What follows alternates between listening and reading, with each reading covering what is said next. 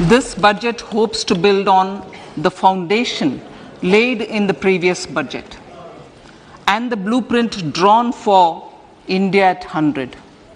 We envision a prosperous and inclusive India in which the fruits of development will reach all sections and citizens, especially our youth, women, farmers, OBCs, scheduled castes and scheduled tribes. In the 75th year of our independence, the world has recognized the Indian economy as a bright star. Our current year's economic growth is estimated to be at 7%. It is notable that this is the highest among all the major economies. This is in spite of the massive slowdown globally caused by COVID-19 and the war. The Indian economy is therefore on the right track and despite a time of challenges, heading towards a bright future.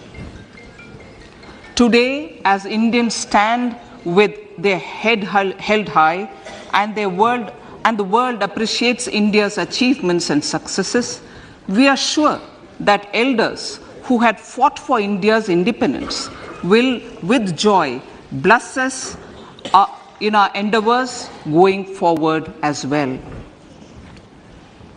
Our focus on wide-ranging reforms and sound policies implemented through Sabka Prayas, resulting in Jan Bhagidari and targeted support to those in need, helped us perform well in trying times. India's rising global profile is because of the several accomplishments. Unique world-class digital public infrastructure, example, Aadhaar, CoWIN and UPI. COVID vaccination drive in unparalleled scale and speed. Proactive role in frontier areas such as achieving the climate-related goals, Mission Life and National Hydrogen Mission. During the COVID-19 pandemic, we ensured that no one goes to bed hungry with a scheme to supply free food grains to over 80 crore persons for 28 months. Continuing our commitment to ensure food and nutritional security, we are implementing from 1st January 2023 a scheme to supply free food grain to all Antyodaya and priority households for the next 1 year. Under PM Garib Kalyan Anna Yojana, the entire expenditure of about 2 lakh crore will be borne by the central government. In these times of global challenges, the G20 presidency gives us a unique opportunity to strengthen India's role in the world economic order. With the theme of Vasudhaiva Kutumbakam, we are steering an ambitious, people-centric agenda to address global challenges and to facilitate sustainable economic development. The government's efforts since 2014 have ensured for all citizens a better quality of life and life of dignity. The per capita income has more than doubled to 1.97 lakh rupees. In these 9 years, the Indian economy has increased in size from being 10th to 5th largest in the world.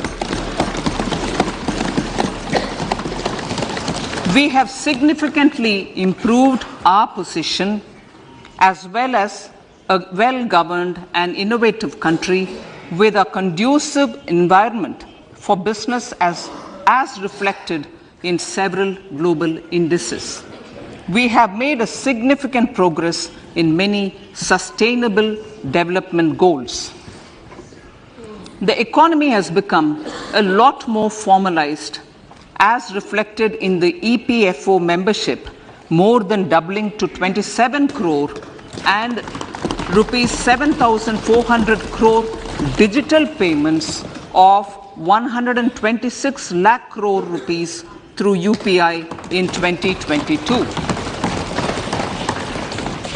The efficient implementation of many schemes with universalization of targeted benefits has resulted in inclusive development.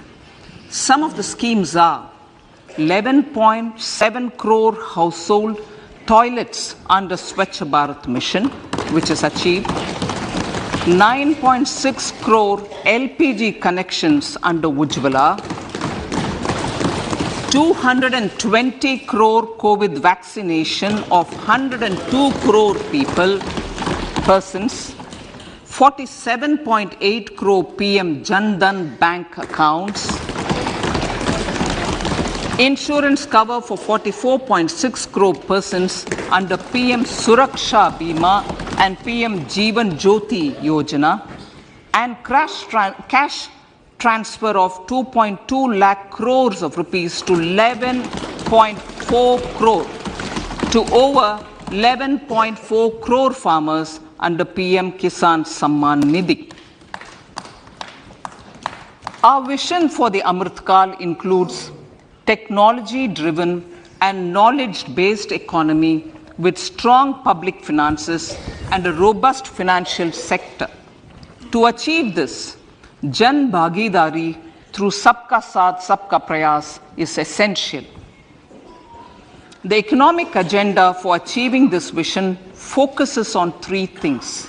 First, facilitating ample opportunities for citizens, especially the youth, to fulfill their aspirations. Second, providing strong impetus to growth and job creation. And third, strengthening macroeconomic stability. To service these focus areas in our journey to India at 100, we believe that the following four opportunities can be transformative during Amrit Kal. Economic empowerment of women. Deen Dayal Antyodaya Yojana National Rural Livelihood Mission has achieved remarkable success by mobilizing rural women into 81 lakh self-help groups. We will enable these groups to reach the next stage of economic empowerment through formation of large producer enterprises or collectives, with each having several thousand members and managed professionally. They will be helped with raw materials supply and for better design, quality, branding and marketing of their products. Through supporting these policies, they will be enabled to scale up their operations to serve the large consumer markets, as has been the case with the several startups growing into unicorns. PM Vishwakarma Kaushal Samman, PM Vikas. For centuries, traditional artisans and craftspeople who work with their hands using tools have brought renown for India. They are generally referred to as Vishwakarma. The art and the handicraft created by them represents the true spirit of Atmanirbhar Bharat. For the first time, a package of assistance for them has been conceptualized.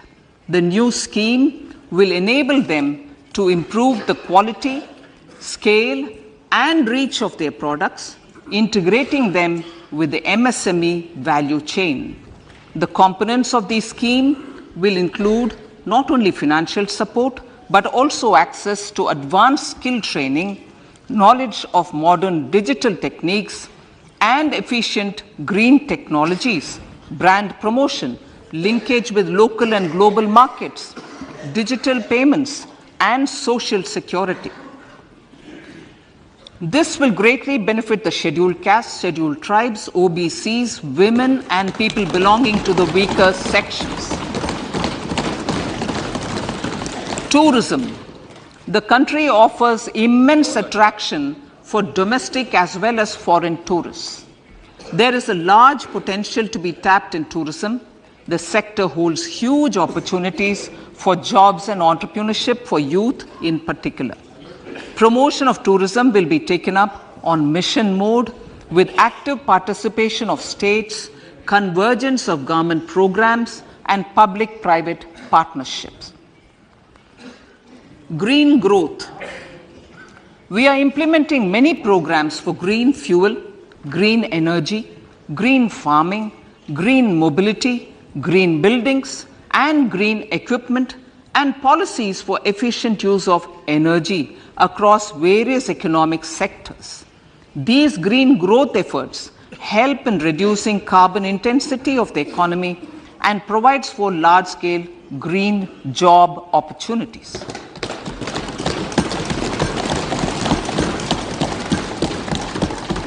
Priorities of this budget. The budget adopts the following 7 priorities.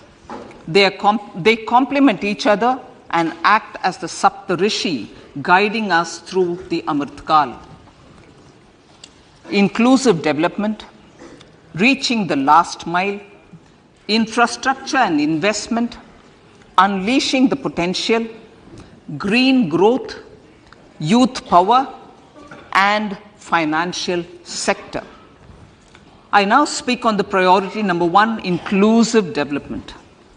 The government's philosophy of Sabka Saath, Sabka Vikas has facilitated inclusive development covering in specific farmers, women, youth, OBCs, scheduled castes, scheduled tribes, Divyangjan, and economically weaker sections, and overall priority for the underprivileged, Vanchiton ko Variyata.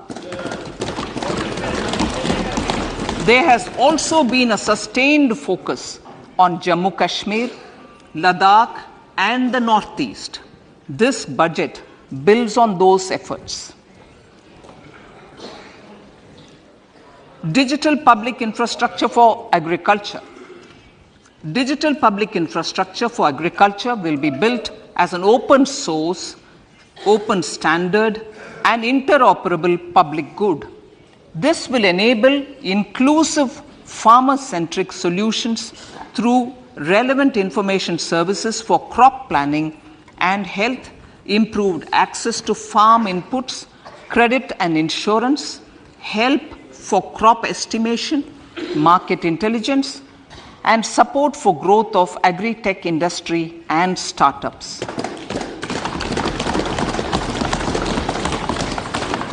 An agriculture accelerator fund.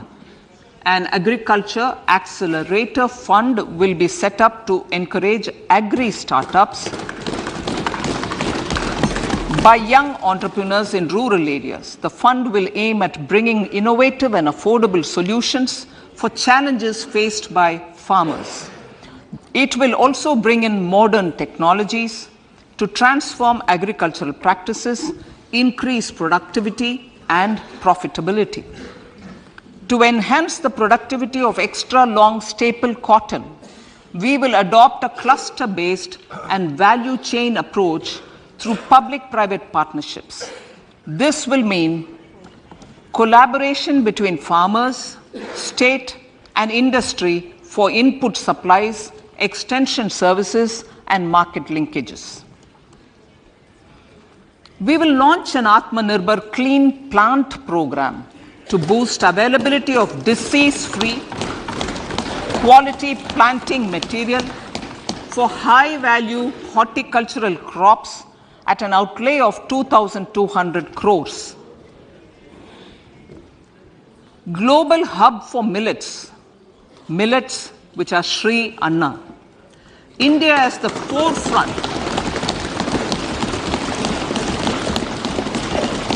India is at the forefront of popularizing millets, whose consumption furthers nutrition, food security, and welfare of farmers, said the Honorable Prime Minister. We are the largest producer and second largest exporter of Sri Anna in the world. We grow several types of Sri Anna, such as Sri Anna Jowar, Sri Anna Ragi, Sri Anna Bajra, Sri Anna Kutu, Ramdana, Kangni, Kutni, Kutki, Kodo, China, and Sama. These have a number of health benefits and have been an integral part of our food for centuries. I acknowledge with pride the huge service done by small farmers in contributing to the health of fellow citizens by growing these Sri Anna. Now, to make India a global hub for Sri Anna, the Indian Institute of Millet Research, ideally Indian Institute of the Sri Anna Research, Hyderabad, will be supported as the center of excellence for sharing best practices, research, and technologies at the international level. The agricultural credit target will be increased to 20 lakh crores with focus on animal husbandry, dairy, and fisheries. We will launch a new sub-scheme of PM Matsya Sampada Yojana, which is an existing scheme, but we'll launch a new sub-scheme with targeted investment of 6,000 crores to further enable activities of fishermen, fish vendors, and micro and small entrepreneurs, improve value chain efficiencies, and expand the market. For farmers, especially small and marginal farmers and other marginalized sections, the government is promoting cooperative-based economic development model. A new Ministry of Cooperation was formed with a mandate to realize the vision of Sahakar Se Samriddhi. To realize this vision, the government has already initiated computerization of 63,000 primary agricultural credit societies with an investment of 2,516 crores. In consultation with all the stakeholders and the states, model bylaws for PACS were formulated, enabling them to become multi-purpose PACS. A national cooperative database is being prepared for countrywide mapping of cooperative societies. With this backdrop, we will implement a plan to set up massive decentralized storage capacity.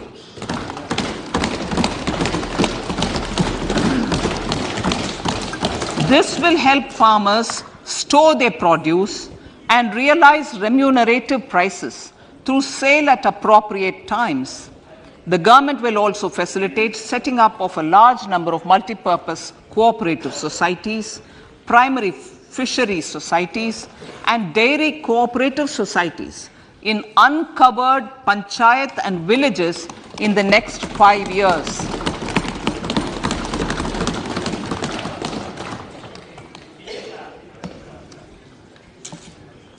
Health, education, and skilling.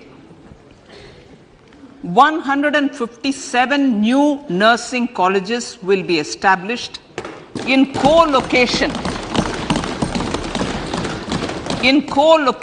with the existing 157 medical colleges established since 2014.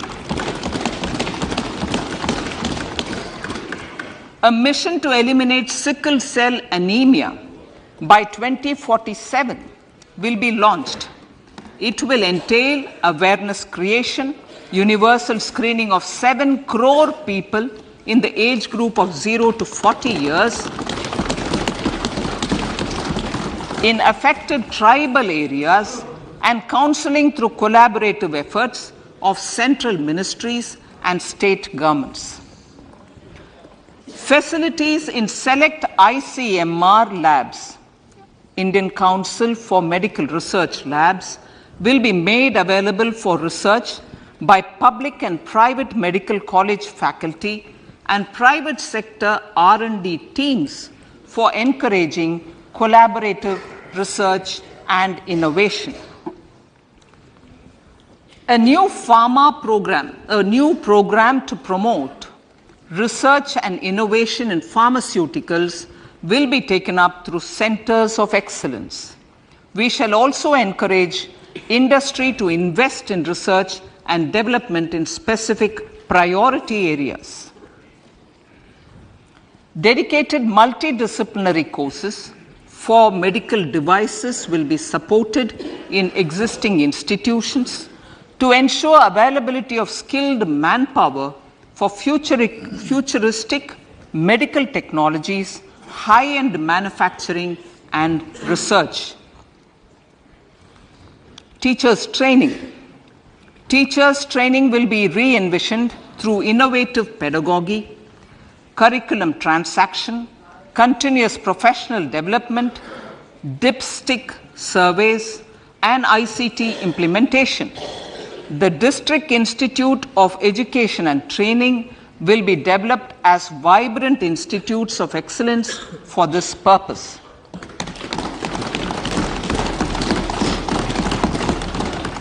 National Digital Library for Children and Adolescents.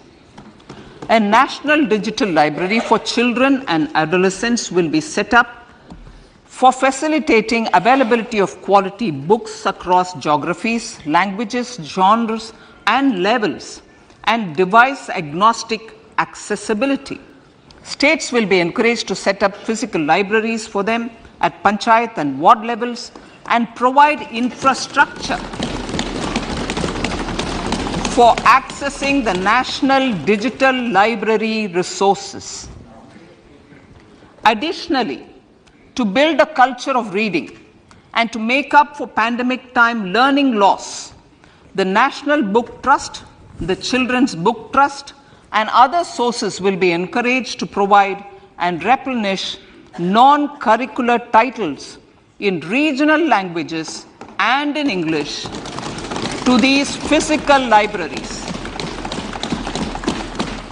Collaboration with NGOs that work in literacy will also be a part of this initiative to inculcate financial literacy. Financial sector regulators and organizations will be encouraged to provide age-appropriate reading material to these libraries. I move to priority 2, reaching the last mile. Prime Minister Vajpayee's government had formed the Ministry of Tribal Affairs and the Department of Development of Northeast Region to provide a sharper focus to the objective of reaching the last mile. Our government has formed the Ministries of Ayush, Fisheries, Animal Husbandry and Dairying, Skill Development, Jal Shakti and Cooperation. Building on the success of the Aspirational Districts program, the government has recently launched the Aspirational Blocks program, covering 500 blocks for saturation of essential government services across multiple domains such as health, nutrition, education, agriculture, water resources, financial inclusion, skill development, and basic infrastructure. Manya Speaker, Sir, Pradhan Mantri PBTG, which is Primitive Vulnerable Tribal Groups Development Mission, is being launched. To improve socio-economic conditions of the particularly vulnerable tribal groups, the PBTGs as we refer them to, Pradhan Mantri PBTG Development Mission will be launched. This will saturate PBTG families and habitations with basic facilities such as safe housing, clean drinking water and sanitation, improved access to education, health, nutrition, road and telecom connectivity, and sustainable livelihood opportunities, an amount of 15,000 crores will be made available to implement the mission in the next 3 years under the Development Action Plan for the Scheduled Tribes. Ekalavya Model Residential Schools. In the next 3 years, Center will recruit 38,800 teachers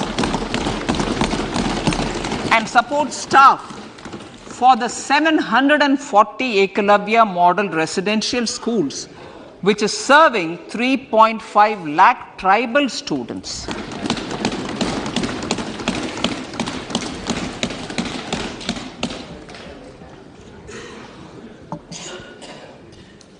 In the drought-prone central regions of Karnataka, central assistance of 5,300 crore will be given to Upper Bhadra project to provide sustainable micro irrigation and filling up of surface tanks for drinking water. PM Awas Yojana. The outlay for PM Awas Yojana is being enhanced by 66% to over 79,000 crores. Bharat Shared Repository of Inscriptions will be set up in a digital epigraphy museum with digitization of 1 lakh ancient inscriptions in the first stage. Support for poor prisoners. For poor persons who are in prisons and unable to afford the penalty or the bail amount, required financial support will be provided. Priority number 3, infrastructure and investment. Investments in infrastructure and productive capacity have a large multiplier impact on growth and employment. After the subdued period of the pandemic, private investments are growing again. The budget takes the lead once again to ramp up the virtuous cycle of investment and job creation. Honorable Speaker, sir, the capital investment outlay is being increased steeply for the 3rd year in a row by 33% to 10 lakh crores, which would be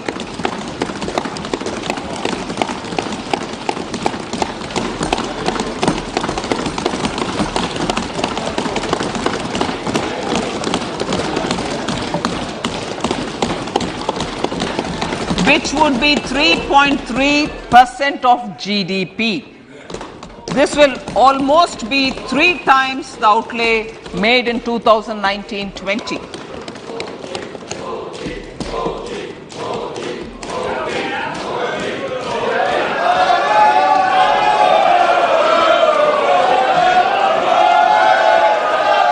This substantial increase in recent years is central to the government's efforts to enhance growth potential and job creation, crowd in private investments, and provide a cushion against global headwinds. The direct capital investment by the centre is complemented by the provision made for creation of capital assets through grants and aids to state. The effective capital expenditure of the centre is budgeted at 13.7 lakh crore rupees, which will be 4.5% of GDP. Support to state governments for capital investment. I have decided to continue the 50-year interest-free loan to state governments for 1 more year to spur investment in infrastructure and to incentivize them for complementary policies actions with a significantly enhanced outlay of 1.3 lakh crores.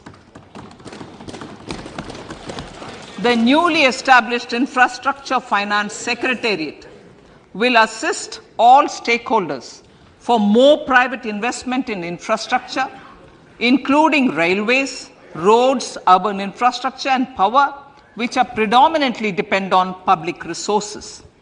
The harmonized master list of infrastructure will be reviewed by an expert committee for recommending the classification and financing framework suitable for Amartkal. A capital outlay, I'm talking about railways now, sir, Honorable Speaker, railways. A capital outlay of 2.40 lakh crores has been provided for the railways. This is the highest ever outlay this highest ever outlay is about 9 times the outlay made in 2013-14. 100 critical transport infrastructure projects for last and first mile connectivity for ports, coal, steel, fertilizer and food grain sectors have been identified. They will be taken up on priority with investment of 75,000 crores, including 15,000 crore from private sources. 50 additional airports, heliports, water aerodromes, and advanced landing grounds will be revived for improving regional air connectivity.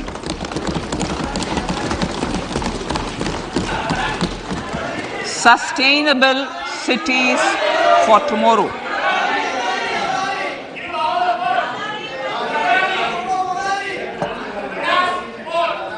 States and cities will be encouraged to undertake urban planning reforms and actions to transform our cities into sustainable cities of tomorrow.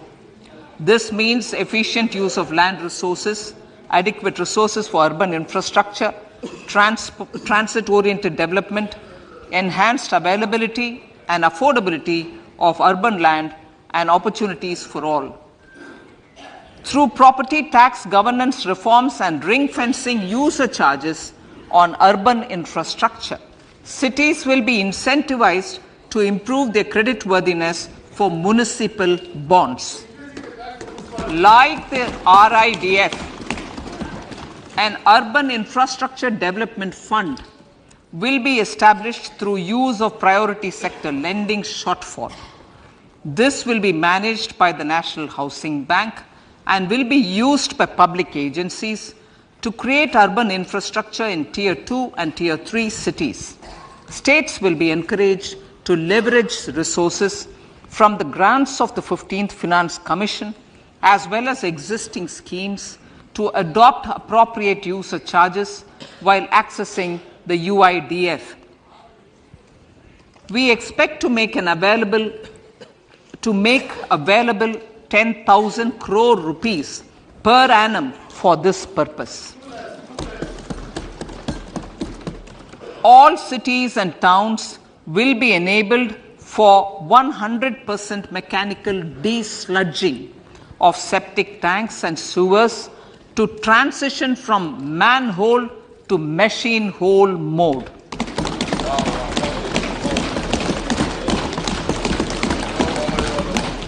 Enhanced focus will be provided for scientific management of dry and wet waste. Honorable Speaker, sir, our Prime Minister had said, good governance is the key to a nation's progress. Our government is committed to providing a transparent and accountable administration which works for the betterment and welfare of common citizens. Mission Karma Yogi. Under Mission Karma Yogi, Centre, states and the Union territories are making and implementing capacity building plans for civil servants. The government has also launched an integrated online training platform, I Got Karma Yogi, to provide continuous learning opportunities for lakhs of government employees to upgrade their skills and facilitate people-centric approach. Sir, for enhancing ease of doing business, more than 39,000 compliances have been reduced and more than 3,400 legal provisions have been decriminalized.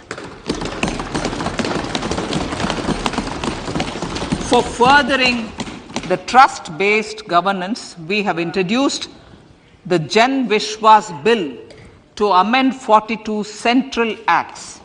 This budget proposes a series of measures to unleash the potential of our economy. Centers of Excellence for Artificial Intelligence.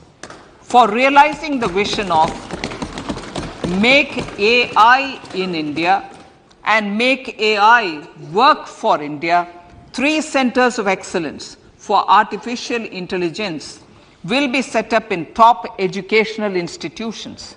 Leading industry players will partner in conducting interdisciplinary research, develop cutting-edge applications, and scalable problem solutions in the areas of agriculture, health, and sustainable cities. This will galvanize an effective AI ecosystem and nurture quality human resources in the field.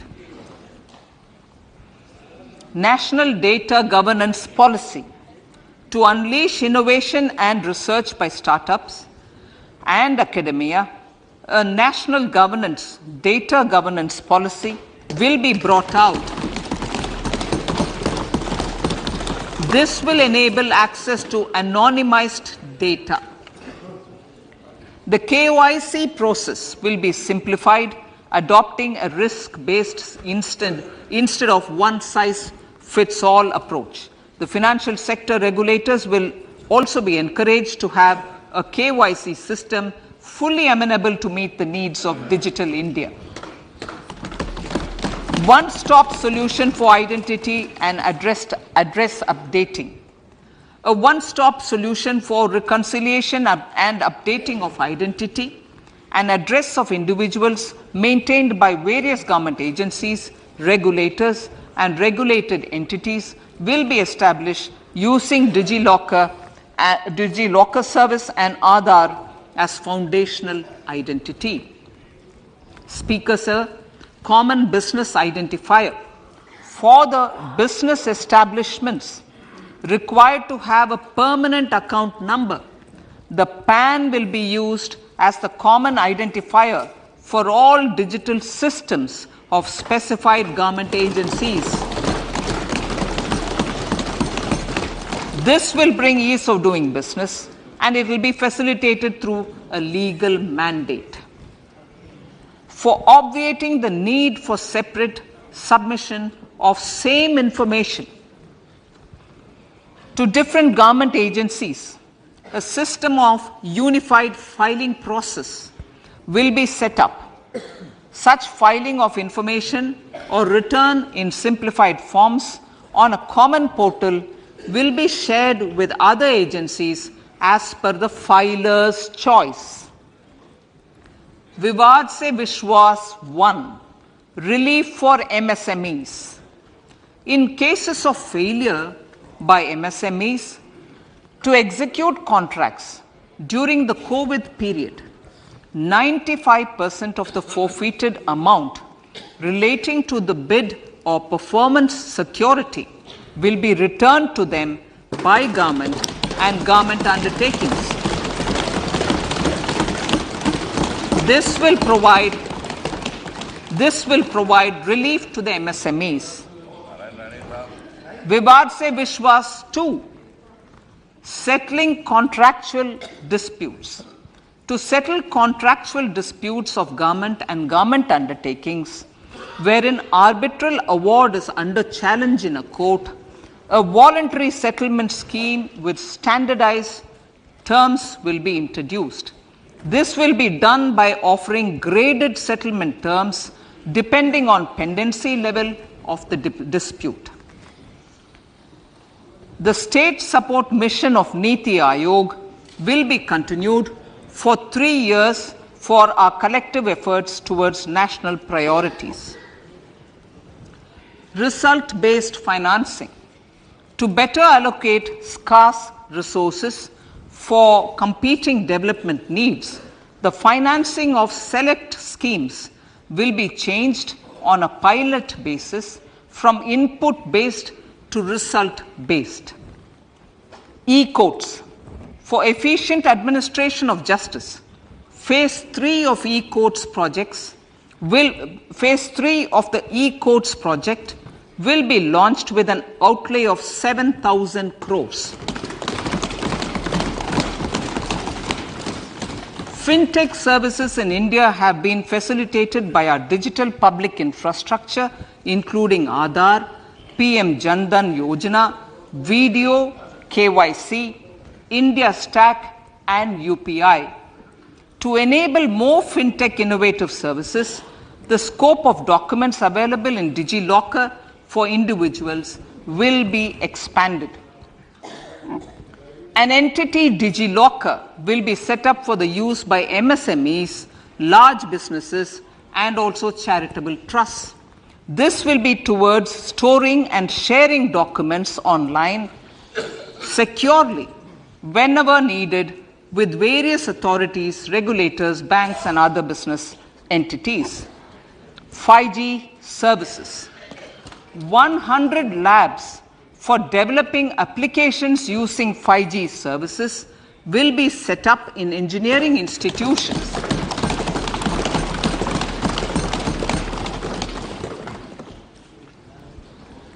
To realize a new range of opportunities, business models, and employment potential. The labs will cover, among others, applications such as smart classrooms, precision farming, intelligent transport systems, and healthcare applications. Lab-grown diamonds. Lab-grown diamonds is a technology and innovation-driven emerging sector with high employment potential. These environment-friendly diamonds, which have optically and chemically the same properties as natural diamonds. To encourage indigenous production of LGD, lab-grown diamond seeds and machines, and to reduce import dependency, a research and development grant will be provided to one of the IITs for 5 years.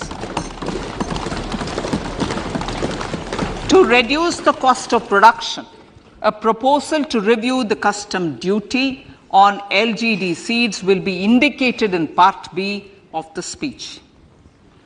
I come to the fifth priority, Honorable Speaker, sir, green growth. Honorable Prime Minister has given a vision for life or lifestyle for environment to spur a movement of environmentally conscious lifestyle.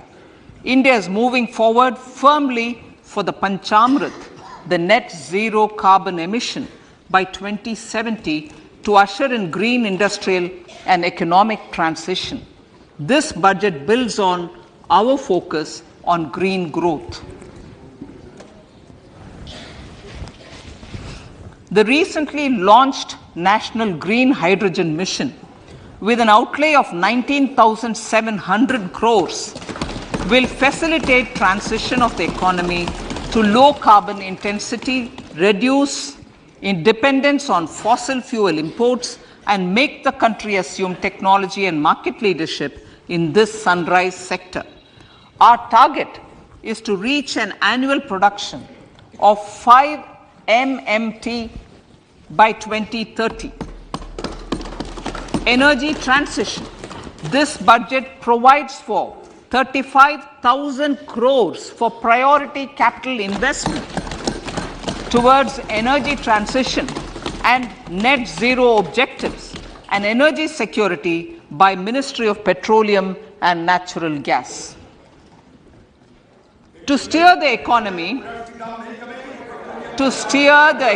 on sustainable development path, battery energy storage systems with capacity of 4,000 MWH will be supported with viability gap funding.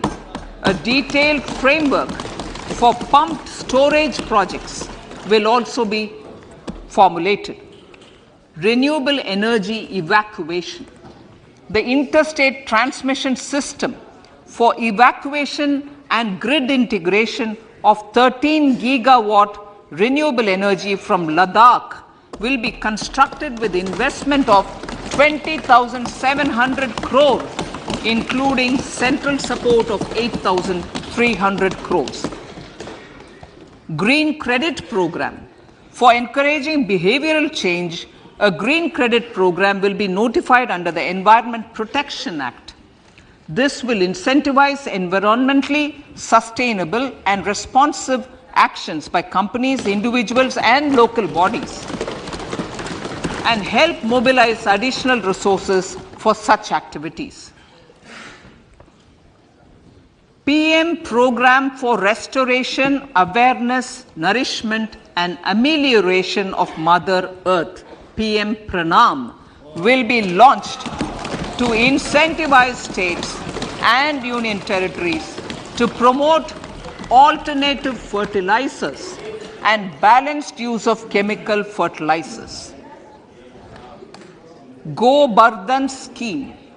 500 new waste to wealth plants under Go Bardhan, galvanizing organic bio-agro resources done. Go Bardhan scheme will be established for promoting circular economy. These will include 200 compressed biogas plants, including 75 plants in urban areas, and 300 community or cluster-based plants at a total investment of 10,000 crores. I will refer to this in Part B also. In due course, a 5% CBG mandate will be introduced for all organizations marketing natural and biogas. For collection of biomass and distribution of biomanure, appropriate fiscal support will also be provided. Bharatiya Prakritik Kheti Bio Input Resource Centers. Over the next 3 years, we will facilitate 1 crore farmers to adopt natural farming. For this, Honorable Speaker, 10,000 bio input resource centers will be set up, creating a national level distributed micro fertilizer and pesticide manufacturing network. Mishti.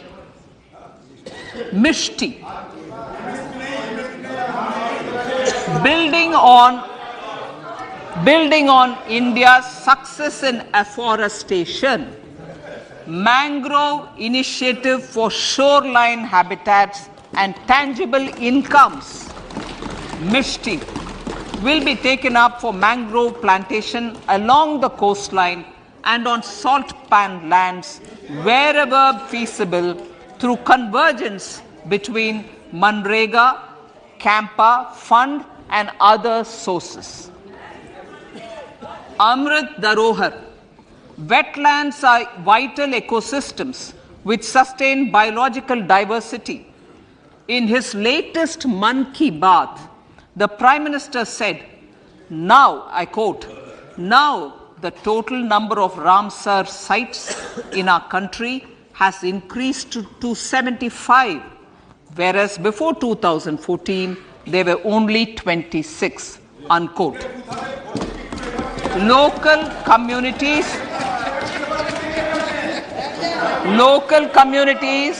have always been at the forefront of conservation efforts. The government will promote their unique conservation values through Amrit Dharohar, a scheme that will be implemented over the next 3 years to encourage optimal use of wetlands and enhance biodiversity, carbon stock, ecotourism opportunities, and income generation for local communities. Coastal shipping. Coastal shipping will be promoted as the energy efficient and lower cost mode of transport, both for passengers and freight, through PPP mode with viability gap funding. Vehicle replacement. Vehicle replacement is an important continuing policy, replacing the old political,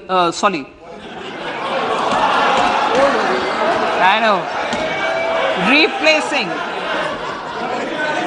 absolutely, thank you.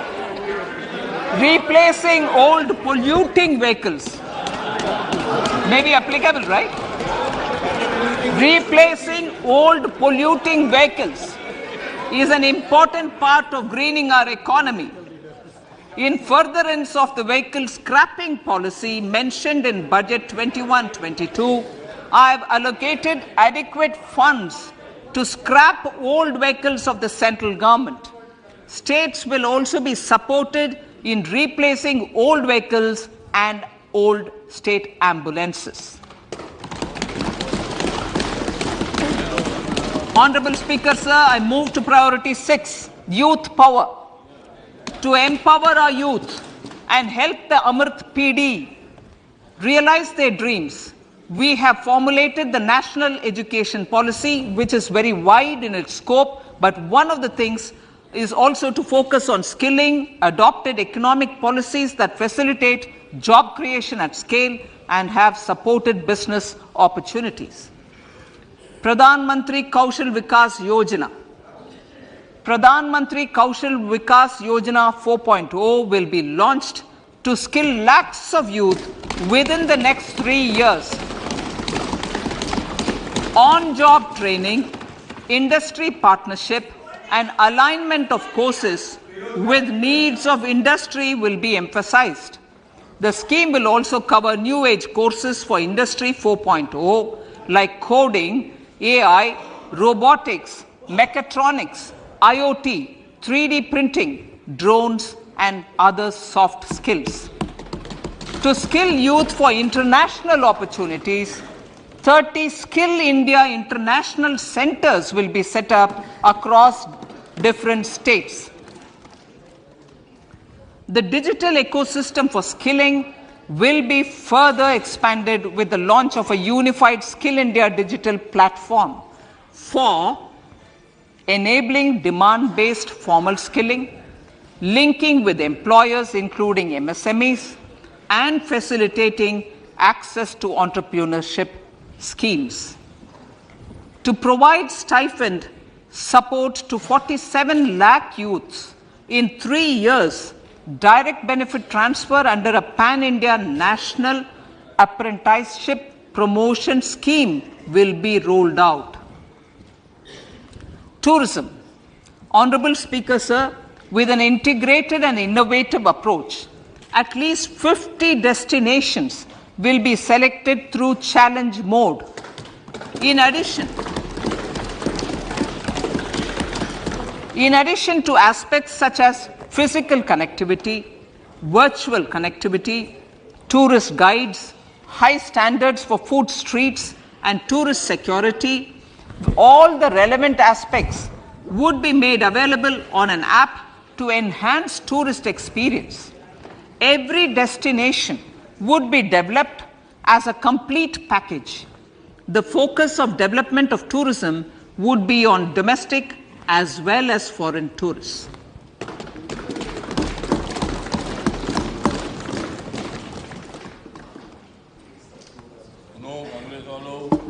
Sector-specific skilling and entrepreneurship development will be dovetailed to achieve the objectives of Dekho Apna Desh initiative.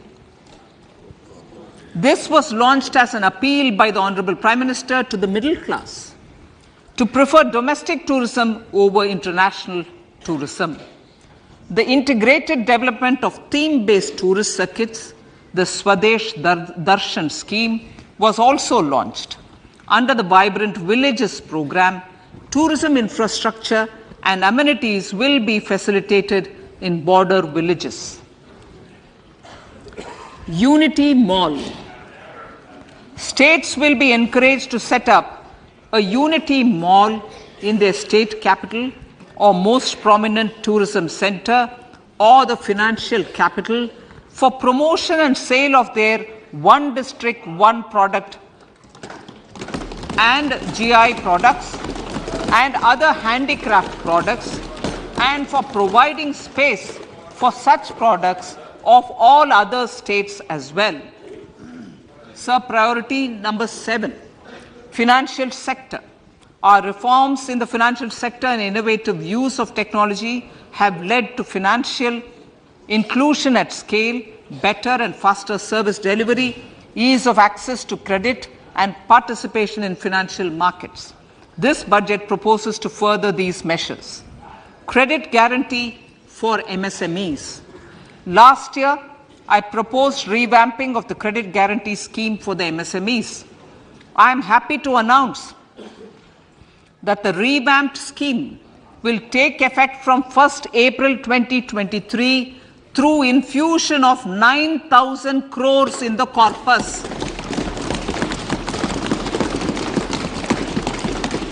This will enable additional collateral-free guaranteed credit of 2 lakh crores of rupees. Further, the cost of credit will be reduced by about 1%. A national financial information registry will be set up to serve as the central repository of financial and ancillary information. This will facilitate efficient flow of credit, promote financial inclusion, and foster financial stability. A new legislative framework will govern this credit public infrastructure and will be designed in consultation with the RBI. To meet the needs of Amritkal and to facilitate optimum regulation in the financial sector, public consultation, as necessary and feasible, will be brought to the process of regulation making and issuing subsidiary directions. To simplify, to ease, and to reduce cost of compliance, financial sector regulators will be requested to carry out a comprehensive review of existing regulations. For this, they will consider suggestions from public and regulated entities. Time limits to decide the application under various regulations will also be laid down. Honorable Speaker, sir, to enhance business activities in GIFT IFSC, the following measures will be taken. Delegating powers under the SEZ Act to the IFSCA to avoid dual regulation. Setting up a single window IT system for registration and approval of IFSCA, SEZ authorities, GSTN, RBI, SEBI, and IRDAI. Permitting acquisition financing by IFSC banking units of foreign banks. Establishing a subsidiary of Exim Bank for trade refinancing. Amending IFSCA Act for statutory provisions for arbitration, ancillary services, and avoiding dual regulation under the SEZ Act, and recognizing offshore derivative instruments as valid contracts. Honorable Speaker, sir, data embassy. For countries looking for digital continuity solutions, we will facilitate setting up of their data embassies in GIFT IFSC.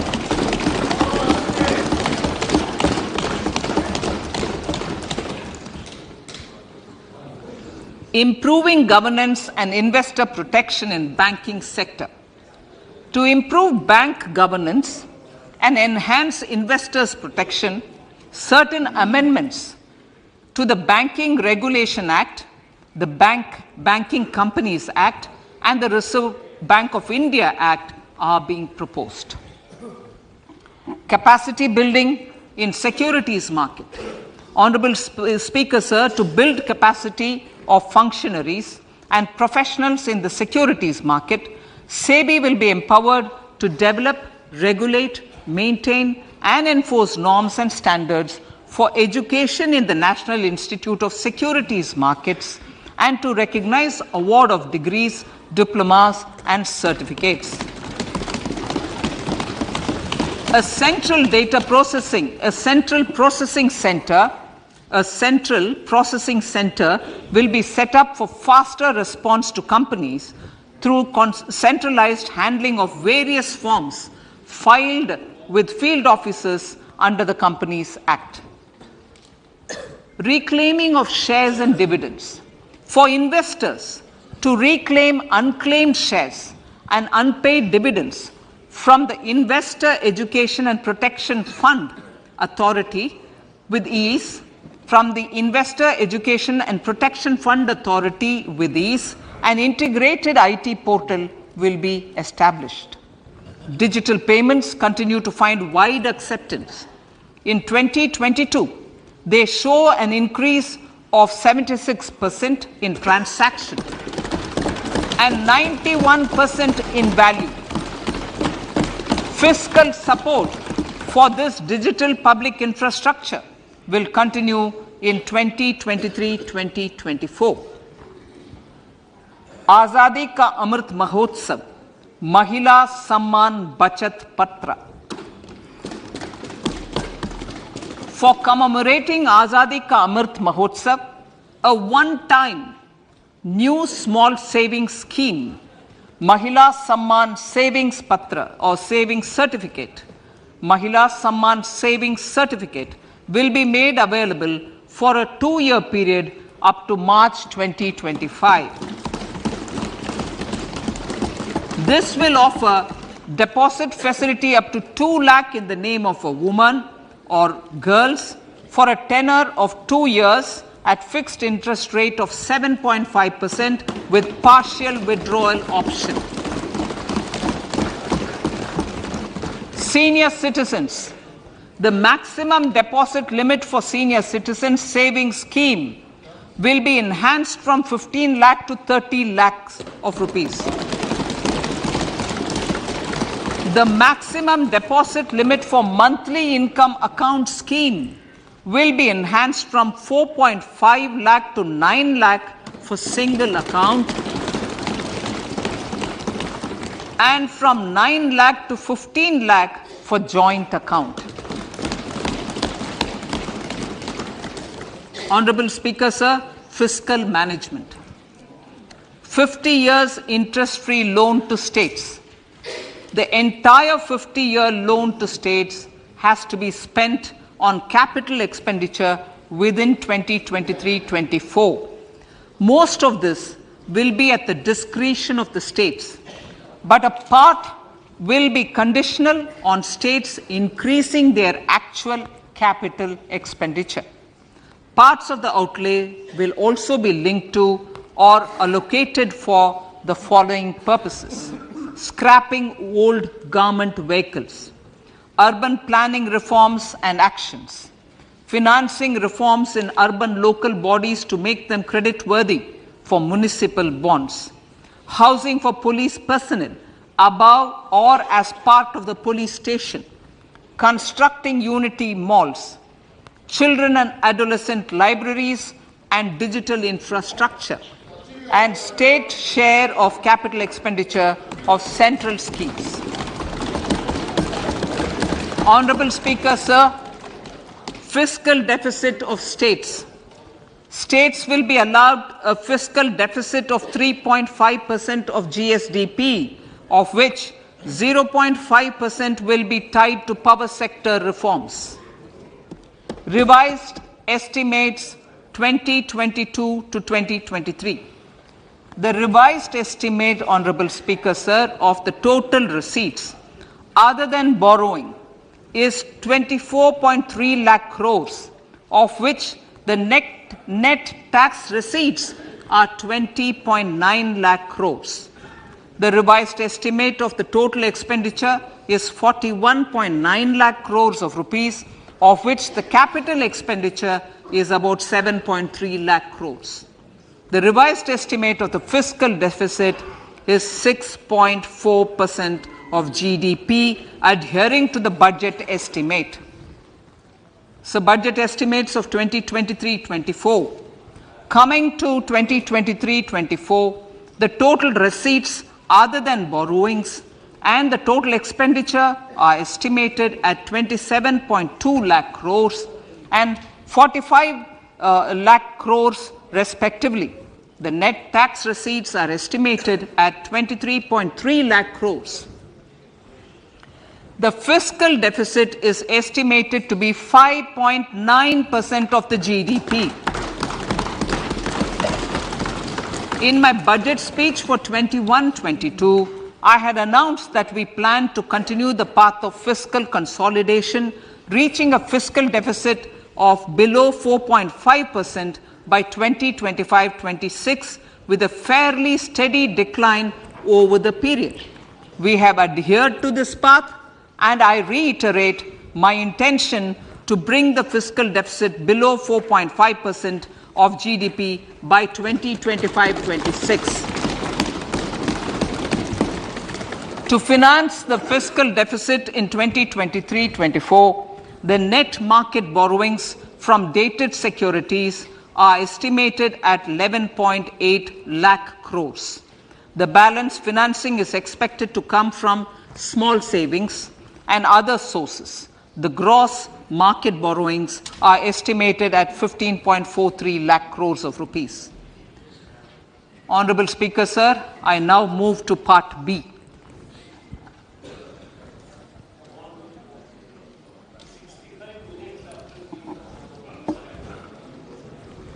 Indirect taxes. My indirect tax proposals will aim to promote exports, boost domestic manufacturing, enhance domestic value addition, encourage green energy and mobility. A simplified tax structure with fewer tax rates helps in reducing compliance burden and improving tax administration. I propose to reduce the number of basic customs duty rates on goods other than textiles and agriculture from 21 to 13. As a result, there are minor changes in the basic custom duties, cesses and surcharges on some items including toys, bicycle, automobiles and naphtha. Green mobility. To avoid cascading of taxes on blended compressed natural gas, I propose to exempt excise duty on GST paid compressed biogas contained in it. To further provide impetus to green mobility, customs duty exemptions is being extended to import of capital goods and machinery required for manufacture of lithium-ion cells for batteries used in electrical vehicles as well. Electronics. As a result of various initiatives of the government, including phased manufacturing program, mobile phone production in India has increased from 5.8 crore units valued at about 18,900 crore in 2014-15 to 31 crore units valued at 2,75,000 crore in the last financial year. To further deepen domestic value addition in manufacturing of mobile phones, I propose to provide relief to customs duty. I propose to provide relief in customs duty on import of certain parts and inputs like camera lens and continue the concessional duty on lithium-ion cells for batteries for another year. Similarly, to promote value addition in manufacture of televisions, I propose to reduce the basic customs duty on parts of open cells of TV panels to 2.5%. Electrical. To rectify inversion of duty structure and encourage manufacturing of electric kitchen chimneys, the basic custom duty on electric kitchen chimney is being increased from 7.5% to 15%, and that on heat coils for these is proposed to be reduced from 20% to 15%. Chemicals and petrochemicals. Denatured ethyl alcohol is used in chemical industry. I propose to exempt basic customs duty on it. This will also support the ethanol blending program and facilitate an endeavor for energy transition. Basic customs duty is also being reduced on acid grade fluorospar from 5% to 2.5% to make the domestic fluorochemicals industry competitive. Further, the basic customs duty on crude glycerine for use in manufacture of epichlorohydrin is proposed to be reduced from 7.5% to 2.5%.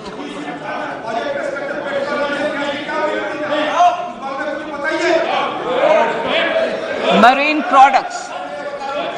In the last financial year, Marine products recorded the highest export growth, benefiting farmers in the coastal states of the country. To further enhance the export competitiveness of marine products, particularly shrimps, duty is being reduced on key inputs for domestic manufacture of shrimp feed. India is a global leader, as I said in Part A, in cutting and polishing of natural diamonds, contributing about 3/4 of the global turnover by value. With the depletion of deposits of natural diamonds, the industry is moving towards lab-grown diamonds, and it holds huge promise. To seize this opportunity, I propose to reduce the basic customs duty on seeds used in their manufacture. Customs duties on dore and bars of gold and platinum were increased earlier this fiscal. I propose to increase the duties on articles made therefrom to enhance the duty differential. I also propose to increase the import duty on silver doors, bars and articles to align them with that on gold and platinum. To facilitate availability of raw materials for the steel sector, exemptions from basic custom duty on raw materials for manufacture of CRGO steel, ferrous scrap and nickel cathode is being continued. Similarly, the concessional BCD of 2.5% on copper scrap is also being continued to ensure the availability of raw materials for secondary copper producers who are mainly in the MSME sectors. Compounded rubber. The basic custom duty rate on compounded rubber is being increased from 10% to 25% or 30 kg, whichever is lower, at par with that of natural rubber other than latex, to curb circumvention of duty. Cigarettes. National calamity contingent duty on specified cigarettes was last revised 3 years ago. This is proposed to be revised upwards by about 16%. Direct taxes. I now come to my direct tax proposals. Honourable Speaker, these proposals aim to maintain continuity and stability of taxation, further simplify and rationalize various provisions to reduce the compliance burden, promote the entrepreneurial spirit, and provide tax relief to citizens. It has been constant endeavour of the Income Tax Department to improve taxpayer services by making compliance easy and smooth. Our taxpayers portal received a maximum of 72 lakh returns in a day, processed more than 6.5 crore returns this year. Average processing period reduced from 93 days in financial year 13-14 to 16 days only now. And 45% of the returns were processed within 24 hours. We intend to further improve this, roll out the next generation common IT return form for taxpayer convenience, and also plan to strengthen the grievance redressal mechanism. MSMEs and professionals. MSMEs are growth engines of our economy. Micro enterprises with turnover up to 2 crore of rupees and certain professionals with turnover of up to 50 lakh rupees can avail the benefit of presumptive taxation. I propose to provide enhanced limits of 3 crore and 75 lakh respectively to the taxpayers whose cash receipts are no more than 5%. Whose cash receipts are no more than 5%.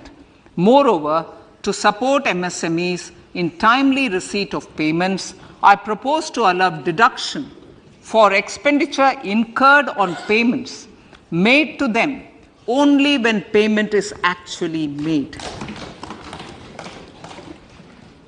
Cooperation. Cooperation is a value to be cherished. In realizing our Prime Minister's goal for Sehkar Se Samriddhi and his resolve to connect the spirit of cooperation with the spirit of Amrit Kal, in addition to the measures proposed in Part A, I have a slew of proposals for the cooperation sector. First, new cooperatives that commence manufacturing activities till 2024 31st March shall get the benefit of a lower tax rate of 15%, as is presently available to new manufacturing companies. Secondly, I propose to provide an opportunity to sugar cooperatives to claim payments made to sugarcane farmers for the period prior to the assessment year 2016-17 as expenditure. This is expected to provide them a relief of almost 10,000 crores. Thirdly, I am providing a higher limit of 2 lakh per member for cash deposits to loans in cash by primary agricultural cooperative societies and primary cooperative agriculture and rural development banks. I repeat that. Thirdly, I am providing a higher limit of 2 lakh per member for cash deposits to and loans in cash by primary agricultural cooperative societies and primary cooperative agricultural and rural development banks. Similarly, a higher limit of 3 crore for TDS on cash withdrawal is being provided to cooperative societies. Startups.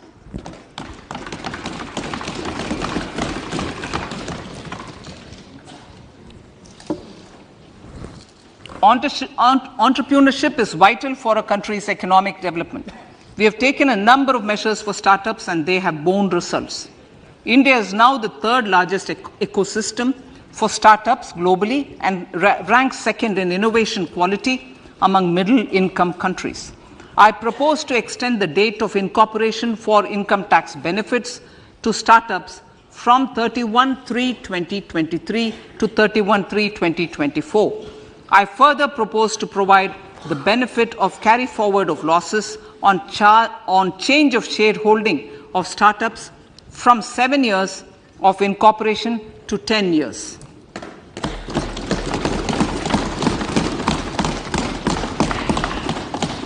To reduce the pendency of appeals at commissioner level, I propose to deploy about 100 joint commissioners for disposal of small appeals. We shall also be more selective in taking up cases for scrutiny of returns already received this year. Better targeting of tax concessions. For better targeting of tax concessions and exemptions, I propose to cap deduction from capital gains on investment in residential house under Section 54 and Section 54F to 10 crores. Another proposal with similar intent is to limit income tax exemption from proceeds of insurance policies with very high value. Rationalization. Honorable Speaker, sir, there are a number of proposals relating to rationalization and simplification. Income of authorities, boards, and commissions set up by statutes of union or state for the purpose of housing, development of cities, towns, and villages, and regulating and developing an activity or matter is proposed to be exempted from income tax. Other major measures in this direction are removing the minimum threshold of 10,000 for TDS and clarifying taxability relating to online gaming, not treating conversion of gold into electronic gold receipts and vice versa as capital gains, reducing the TDS rate from 30% to 20% on taxable portion of EPF withdrawals in non-PAN cases, and taxation on income for market-linked debentures. Other major proposals in the finance bill relate to the following: extension of period of tax benefits to funds relocating to IFSC, GIFT City till 31/3/2025, decriminalization under Section 276A of the Income Tax Act, allowing carry forward of losses on strategic disinvestment, including that of IDBI Bank, and providing EEE status to Agniveer Fund. Personal income tax.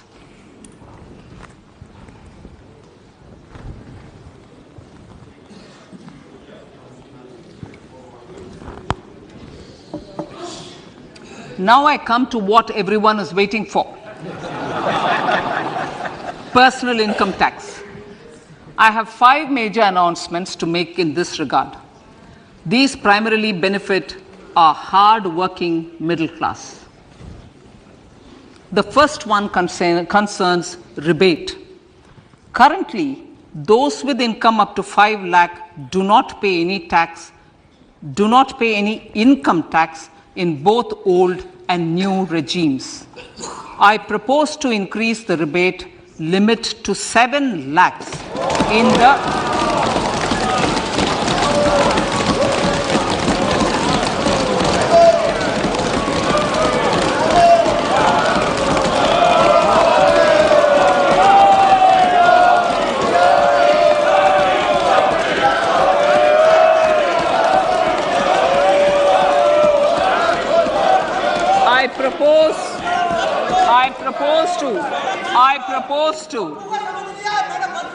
I propose to increase the rebate limit to 7 lakh in the new tax regime. Thus, persons in the new tax regime with income up to 7 lakhs will not have to pay any tax at all. The second proposal relates to middle class individuals. I had introduced in the year 2020 the new personal income tax regime with 6 income slabs starting from 2.5 lakh. I propose to change the tax structure in this regime by reducing the number of slabs to 5 and increasing the tax exemption limit to 3 lakhs. The new tax rates are 0 to 3 lakh, nil. 3 to 6 lakhs, 5%. 6 to 9 lakhs, 10%. 9 to 12 lakh, 15%. 12 to 15 lakhs, 20%. And above 15 lakhs, 30%. This will provide major relief to all taxpayers in the new regime. An individual with an annual income of 9 lakhs will be required to pay only 45,000 rupees. This is only 5% of his or her income. It is a reduction of 25% on what he or she is required to pay now. That is 60,000. So in the place of 60,000, it is now only 45,000.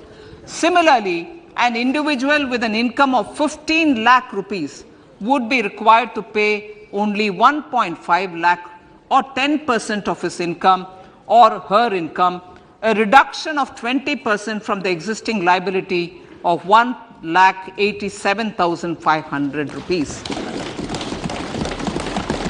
My third proposal is for the salaried class and the pensioners, including family pensioners, for whom I propose to extend the benefit of standard deduction to the new tax regime.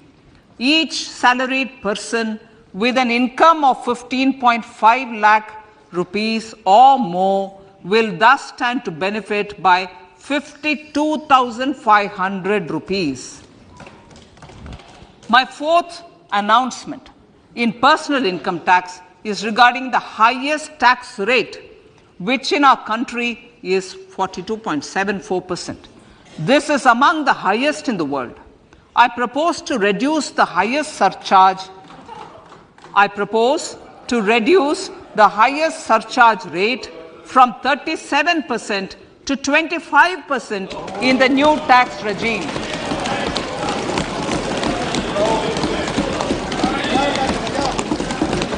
This would result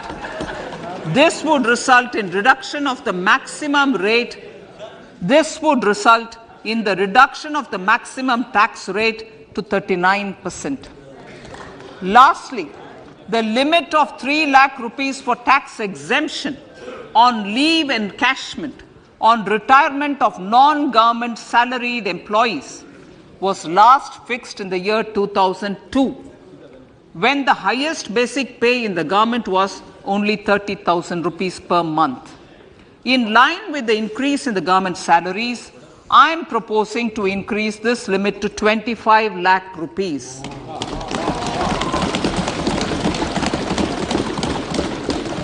We are also making the new income tax regime as the default tax regime.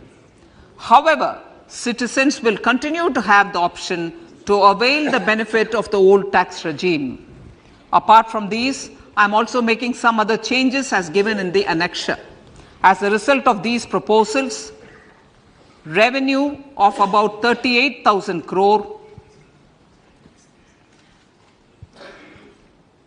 to 37,000 crore in direct taxes and rupees 1,000 crore in indirect taxes will be foregone, while revenue of about 3,000 crore will be additionally mobilized. Thus, the total revenue foregone is about 35,000 crores annually. Honorable Speaker, sir, with these words, I commend the budget to this august House.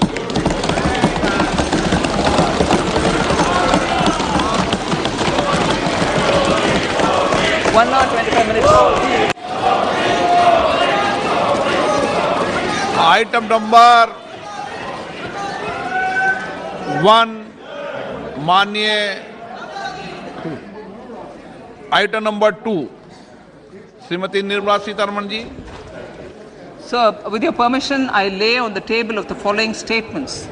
Under Section 3(1) of the Fiscal Responsibility Budget Management Act 2003, 1. Medium-term fiscal policy cum fiscal policy strategy statement and macroeconomic framework statement.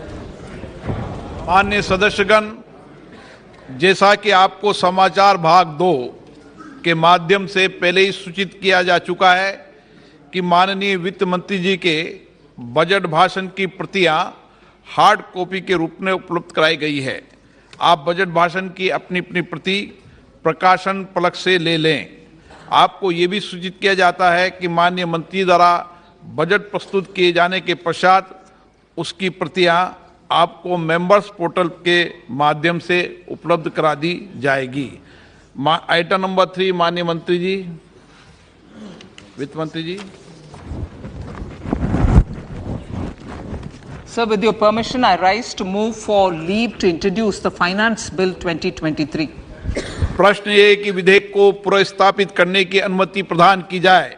जो सदस्य इसके पक्ष में हाँ कहें, जो सदस्य विरोध में ना कहें. मेरे विचार में निर्णय हाँ वालों के पक्ष में. माननीय मंत्री जी विधेयक को पुनर्स्थापित करें. Sir, I introduce the bill. सभा की कार्रवाई कल गुरुवार दिनांक 2 फरवरी 2023 को प्राप्त 11 बजे तक के लिए स्थगित की जाती है.